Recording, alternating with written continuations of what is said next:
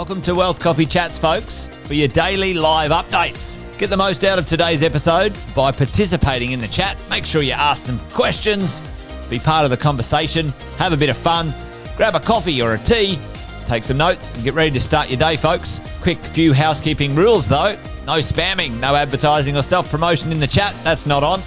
Be kind and respectful to everyone when participating. And most of all, have a good time. Real estate investing can be your biggest asset. It also can be your most expensive asset when it comes to getting it right or getting it wrong, folks.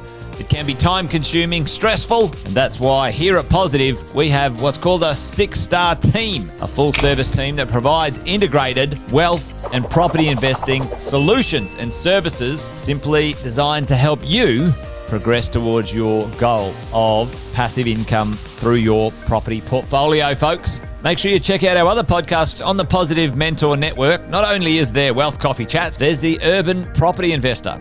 Drops every Wednesday with straight talking investing strategies and lessons with Sam Saggers. Property Investor Tales. This is where our clients, you guys, share real life stories from property investing, hosted by some of our advisors and strategists. And that's done every fortnight, dropping every Monday. Wealth, Wine and Wisdom, folks, that debriefs the week that was in the world of finance and property, hosted by yours truly, Jason Witten and Andy Fenton on Fridays. Welcome to another Wealth Coffee Chats. Marvellous Monday. Hope you're well, folks, wherever you are. If you think it's Get Rich Quick, you're in the wrong place. This is the wrong podcast. This is the wrong life for you. Welcome to another Wealth Coffee Chat. Hope you're all awesome and well.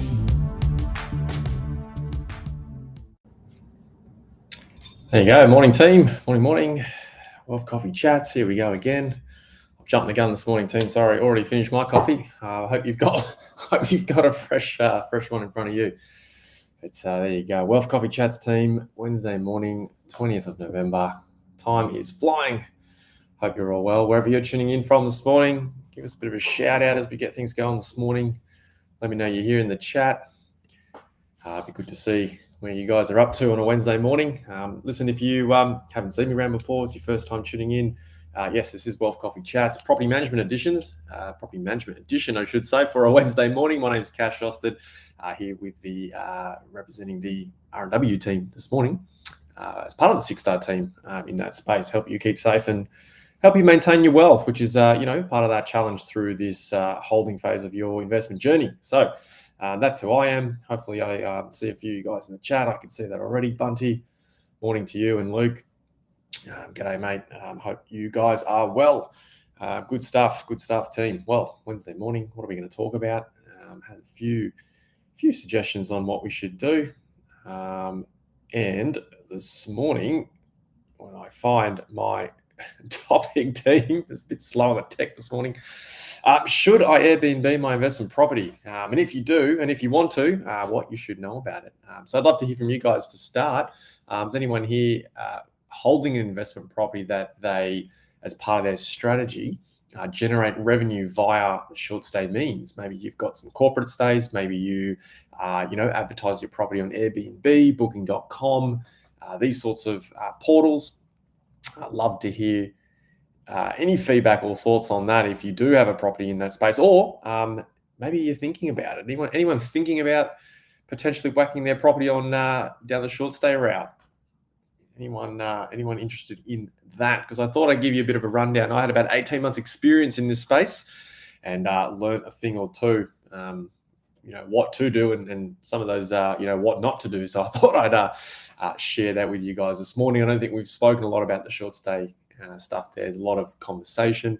There's a lot of different strategies when it comes to short staying your property. And, one of the big advantages or the big pro that people get attracted to is the increased revenue. So maybe we'll see if that's, a fact or if that's just a myth, whether, you just short stay your property and you do get more revenue. Sometimes that works, sometimes that doesn't. So I've got about 5 or 6 things I can share this morning with you, team, in that space about maybe what you might need to know. So, team, anyone with investment property that's Airbnb that at the moment, or anyone thinking about that, pop that in the chat for me. If not, that's cool. Anyone want to find out about the 5, 6 things you want to know as well? Might be helpful. You might be, looking to purchase that next property into your portfolio and look down this path. So let's have a bit of a conversation about that. So whilst you guys think of maybe a few questions in the throughout this morning, of course, put that in the chat. I'm going to whack my email up at the bottom. I'll let that tinker across the bottom for the rest of the conversation team. But let's get into it. Morning, Chris. Good to see you here. Good stuff. All right, team. So you want to Airbnb your property? What's involved? What do you need to know? Is it as easy as just getting increased revenue and it's happy days? Well, for sometimes, yes, that is the outcome and it is fine. But there's, like I say, 5 or 6 things you need to know. So number one, what you guys need to know if you are considering putting your property via the short stay route, you need to, number one, get an appraisal and look at revenue projections. Yes, that sounds quite simple. It sounds quite obvious, but here's how it works, team. If you've got a property right now and you're looking to rent it out long term, you can sort of look at market data and you can generate a figure, as we've spoken about here at Wealth Coffee Chats. However, when you get to the short stay route, there can be fluctuations in the marketplace. And what I have found and what I still continue to see is obviously month to month, those monthly revenue numbers, those monthly revenue targets can change depending on market conditions. So no different than in the long-term play, however, can fluctuate a little bit more. Why is that so? Well, when you look at Airbnb your property, team, you've got to look at this from an annual revenue perspective and not from a month-to-month perspective. Why? Because the average, so what happens is it works off average nightly rates and it takes into consideration occupancy rates, right? The more the property is occupied, the more revenue you will generate, right? Fairly simple when we talk about it like that. But what I want you guys to understand is when you do these revenue projections, do have a perspective or come into it with an open mind to look at that revenue projection across a 12-month period and not month to month, because what we do know to be true is some months are better than others, right? Now, this is going to fluctuate depending on where your property is located. The location of your property is heavily going to influence what that revenue looks like on your property. So number one, revenue projections, get it right, talk to an expert. Number two, setup. Your setup investment team is probably something I think a lot of owners, a lot of short stay property managers will misunderstand or miscommunicate and not take these level of investment and costs and dollars in your pocket out of your pocket to understand what's actually going on. So when we talk setup, team, what are we talking about, right? We've got a vacant property. Think about the last time you stayed at an Airbnb short stay home. Right, it was an experience. So the first thing we need to do is probably get some furniture into the property, right? So obviously, depending on the size of your home, will depend on the investment required when it comes to furniture packages. Now, you could spend 15, 20. We've done packages up to $30,000, right? It's a significant investment for you to get up and running, right? So number one, you got some furniture packaging costs there. You got to think of other things too as well, team, about that guest experience, Wi-Fi, utilities. How many keys do you need, right? We've got to create as less friction in this experience. It's almost like you as the investor, you as the landlord, you're actually entering this hotel accommodation world, right? You're providing a service, you're providing an experience, and you're using your property to do so, and therefore you can generate the revenue off the back of that. So number two, have a clear understanding on your setup investment team when you are looking at that. So now that you understand setup, now you understand revenue projections, depending on where your property is located, you can start to get an idea on the dollars and cents. Same concept of what you guys look at when you do your cash flow on a long-term project property, right? Number three, ramp up period. I feel like no one talks about this. Does anyone know what I'm talking about when I talk about ramp up periods? When we're talking short stay specifically. Ramp up periods, what is that about? Should we know about it? Should we just disengage and not talk about it? Potentially. Morning, Sonia. Morning to you. Thanks for jumping on. Ramp up period, team. So I'll tell you how it works. You've got your property. You're going to list it on Airbnb, and I'll just use that as the website because it's kind of familiar to everyone around the world. Airbnb make their money and get paid per booking, right? Let's understand that for a moment. So Airbnb their platform where properties are advertised get paid per booking submitted each and every time, and there's a percentage of what they earn. Right now, that Airbnb platform, that Airbnb advertisement space, and the algorithm loves properties with 5-star reviews. Now, why might they like properties with 5-star reviews? Well, it gets more bookings, right? So if they're promoting the 5-star properties, the properties that have a great experience, that properties that are providing great access, and an overall feel to it, then people are going to give those 5-star reviews. Therefore, they want to promote them so they can make more money. Essentially, that's how it works. Now, if you've got a property in your day one of advertising that for a guest, you've probably got 0 bookings and you're at a 0 rating, right? Because we haven't had any bookings yet. So what do we got to do about this? So this is where this ramp up period of 2 to 3 months from day one to sort of starting to see some revenue come through the door. Now, what we found is, if, as an example, if the average nightly rate was $200 a night, potentially not having any bookings or ratings, advertising at $200 a night may not be the best strategy for that ramp up period, that first quarter, let's say. Why might that be? Well, maybe your property's not standing out. Maybe your property's not being seen by potential guests on these major portals, right? Which means no bookings, no revenue, right, team? You guys get that. So potentially we're going to look at some strategies to maybe lower our nightly rate for the first 2 to 3 months in that ramp up period, and obviously try to get some bookings, right? Once we get some bookings over that first quarter, we're going to create a really good experience. We're going to get the 5-star reviews. We're going to treat these guests like kings.